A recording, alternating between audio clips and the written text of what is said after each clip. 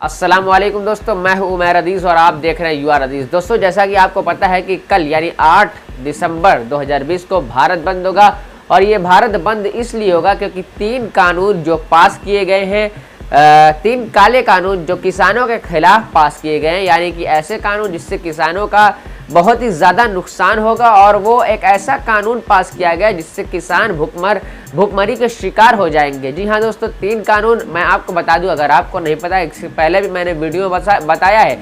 एक संक्षेप में मैं आपको अगर बताऊं तो 3 कानून। पहला कानून यह कि कॉन्ट्रैक्ट फार्मिंग, यानी कि बड़े बड़े जो उद्योगपति हैं वो कॉन्ट्रैक्ट फार्मिंग कराएंगे, उनकी किसानों की ज़मीन लीज पर लेंगे। यानी कि एक तरीके से आप ये समझ लीजिए कि किसान अपनी ही ज़मीन पर मजदूर बनकर रह जाएंगे। और दूसरा जो कानून पास किया गया वो ये कि अब किसानों के जो मंडी प्राप्त थी, जो मंडी प्रोवाइड करा, जो मंडी थी किसानों को माल बेचने के लिए, वो मंडी खत्म कर दी गई। अब सरकार का ये कहना है कि किसान कहीं भी माल बेच सकते हैं, लेकिन ऐसा किसानों को सही नहीं लगता, क्योंकि उनका ये कहना है कि एक मंडी जब थी तो वहाँ पे वो जाते थे, अपना माल बेचते थे, लेकिन जब मंडी ही खत्म कर दी जाएगी और वो जो सरकार का ये कहना है कि किसान कहीं भी जाकर माल बेचेंगे, तो किसानों का इस पर यह कहना है कि मंडी खत्म कर दी जाएगी। एक तो ये, और दूसरा ये कि उनको माल ले जाने के लिए जो किराया लगेगा, जो ट्रैवल चार्ज लगेगा, वो नहीं दे पाएंगे और उनका माल बहुत ही महंगा होगा। इसलिए वो ये चाह रहे हैं कि मंडी उनको प्रोवाइड कराई जाए उनके ही राज्य में। और तीसरा जो उनका ये कहना है कि एमएसपी खत्म कर दी जाएगी, यानी सरकार जो है उनको एश्योरेंस नहीं दे रही है एमएसपी पे। ये 3 कानून है और तीनों काले कानून हैं। किसान कह रहे हैं कि इनको वापस लिया जाए, खत्म कर दिया जाए।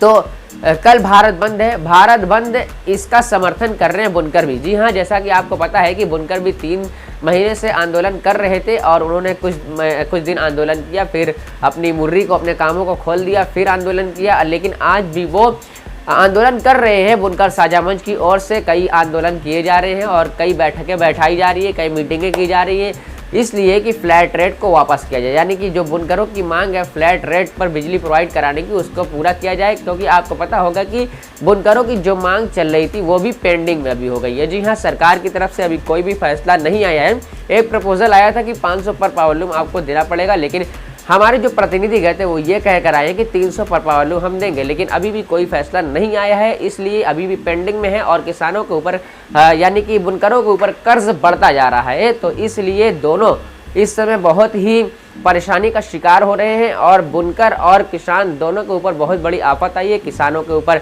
अगर 3 काले कानून आए हैं तो बुनकरों के ऊपर ये फ्लैट रेट की बिजली को हटाकर जो बात की गई थी, उसके बाद सरकार ने ये कहा कि आपको फ्लैट रेट पर बिजली प्रोवाइड कराई जाएगी, लेकिन बहुत ही महंगी बिजली वो देने के लिए राज़ी हुए हैं। लेकिन अब देखते हैं क्या होता है आगे, किसानों की कैसे मांग पूरी होती है या फिर बुनकरों की कैसे मांग पूरी होती है। इसलिए कल जो भारत बंद है, इस भारत बंद पर किसानों का समर्थन करने जाएंगे बुनकर भी।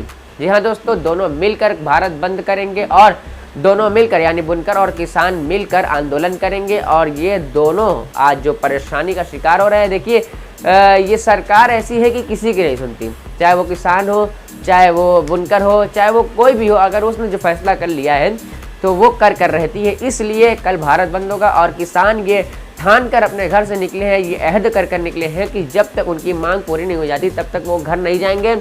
चाहे उनके ऊपर पत्थर बरसाया जाए, चाहे उनके ऊपर पानी बरसाया जाए, चाहे उनके ऊपर गोलियां बरसाई जाए, वो वापस नहीं जाएंगे। तो बस कहने का मकसद यही था कि कल जो भारत बंद है उसमें बुनकर और किसान दोनों साथ में रहेंगे और दोनों साथ में आंदोलन करेंगे। और किसानों को बुनकरों का समर्थन मिला है, जैसे कि बुनकरों को किसानों का समर्थन इससे पहले मिला था। आपने देखा होगा अगर मेरे वीडियो में, तो उसमें आपने देखा होगा कि बुनकरों को किसानों का समर्थन प्राप्त था। और आज जब किसानों के ऊपर मुसीबत आ पड़ी है तो उनका समर्थन करने बुनकर जाएंगे। और बुनकर साझा मंच खास तौर से अगुआ है, आगे है बुनकर साझा मंच, किसानों का समर्थन कर रहा है।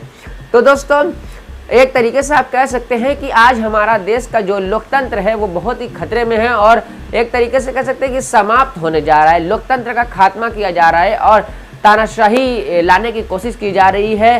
तो आप सबसे मेरी रिक्वेस्ट है कि आप इस देश के नागरिक हैं और जैसे कि इससे पहले जब ज़रूरत पड़ी है भारत को, जब लोकतंत्र पर खतरा पड़ा है, तब तक भारत के नागरिक ही, भारत के सिटीजन ही इसको बचाने के लिए उतरे हैं। तो आज भी जब लोकतंत्र पर खतरा है, भारत के नागरिकों पर खतरा है, भारत के किसानों पर खतरा है, भारत के बुनकरों पर खतरा है, तो भारत के तमाम नागरिक का ये फर्ज बनता है कि वो इनके समर्थन में उतरें और इनका सपोर्ट करें। और जो भी इनकी मांगे हैं, अगर उनको लगता है कि सही मांगे हैं तो उनका ज़रूर सपोर्ट करें। आप अगर ये वीडियो देख रहे हैं तो आप भी किसानों और बुनकरों का सपोर्ट करें। तो हम सरकार से भी यही रिक्वेस्ट करते हैं कि वो इनकी मांगों को पूरा करें। जब वो ये कहती है कि हमारा जो कानून पास किया गया है वो किसानों के हित में है, किसानों के लिए सही है, जब किसानों को ही वो नहीं मंजूर है तो आप किसानों की बात क्यों नहीं मान लेते? और बुनकरों को फ्लैट रेट पर बिजली कब प्रोवाइड कराई जाएगी? ये दो सवाल बहुत ही अहम सवाल हैं और इन दोनों पर सरकार ने अभी भी कोई भी डिसीजन नहीं लिया और सरकार अपने कदम पीछे खींच रही है और बात करने के लिए राजी नहीं है। तो अगर आपको ये वीडियो पसंद आए तो प्लीज़ आप इसे लाइक करें, दोस्तों के साथ शेयर करें और हमारे चैनल यूआर हदीस को सब्सक्राइब करना ना भूलें। मिलते हैं नेक्स्ट वीडियो में। अल्लाह हाफिज़।